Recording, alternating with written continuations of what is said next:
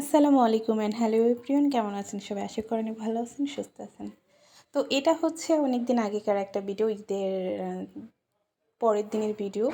তো অনেক দিন যাবৎ একটু কাজের কারণে ভিডিওটা আমি আপলোড দিতে পারি নাই। এখন যেহেতু হাতে সময় আছে, এর জন্য আমি ভিডিওটা আপলোড দিয়ে দিলাম। তো ঈদের পরের দিনই আমরা সবাই মিলে একটু গেছিলাম স্মৃতিসৌধে। তো স্মৃতিসৌধে যাওয়ার পরে ভাবলাম যে ওইখানে হয়তো ঈদের ভিতরে হয়তো মানুষজন বাড়ি চলে গেছে, কিন্তু ভাই যাওয়ার পরে এত পরিমাণ মানুষ আর এত পরিমাণ গরম ছিল যে ওইখানে আমরা বেশিক্ষণ থাকতেও পারি না। আর আমরা যখন গেছিলাম তখন একদম মানে শেষ সময়, মানে তখন একবারে স্মৃতিসৌধ বন্ধ করে দেবে। 5টার বেশি বাজে, মানে 6টার ভিতর পুরো মানে বন্ধ স্মৃতিসৌধ। তারপরে গেছি একটু ফটোশ্যুট করলাম। আর এই দেখেন আমার ছেলেটা একবারে অসুস্থ হয়ে গেছে। ও বাইরে বের হলে অনেক খুশি হয়, কিন্তু ওই দিন এত পরিমাণ জ্বালাচ্ছিল গরমে আর খুব বিরক্ত লাগতেছিল। আসলে ছোট মানুষ, ওরা তো বলতেও পারে না। তারপরে যাওয়ার পথে আমরা সবাইকে বের করে দিচ্ছিল, তো আমরা ভাবতেছিলাম যে একটু ঝালমুড়ি খাই।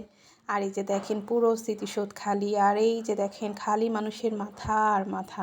আর ওই পাশটা দেখে এত ভালো লাগতেছিল, কিন্তু আফসোস যে ওইখানে যেয়ে আমরা কোনো ছবি তুলতে পারিনি।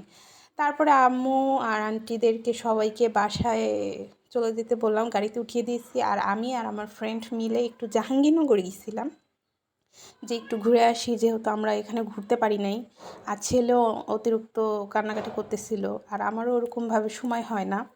তো যাওয়ার পরে সিকিউরিটি আঙ্কেল বলল যে ভিতরে যাওয়া যাবে না। ওইখানেও আমরা খুব হতাশ হয়ে গেছিলাম যে এত কষ্ট করে আসলাম, আসার পরে কেন আমাদের ঢুকতে দিতেছে না। কিন্তু একটা আঙ্কেল খুবই ভালো ছিল, বললো যে না, সবাই যেহেতু ঘুরতেছে তোমাদের মন খারাপ করার কি দরকার, তোমরাও যাও। পরে আমরা ভিতরে চলে গেছি, যাওয়ার পরে একটা রিক্সা নিলাম। আর এই যে দেখেন আমরা এখন রিক্সায় চড়ে পড়ছি।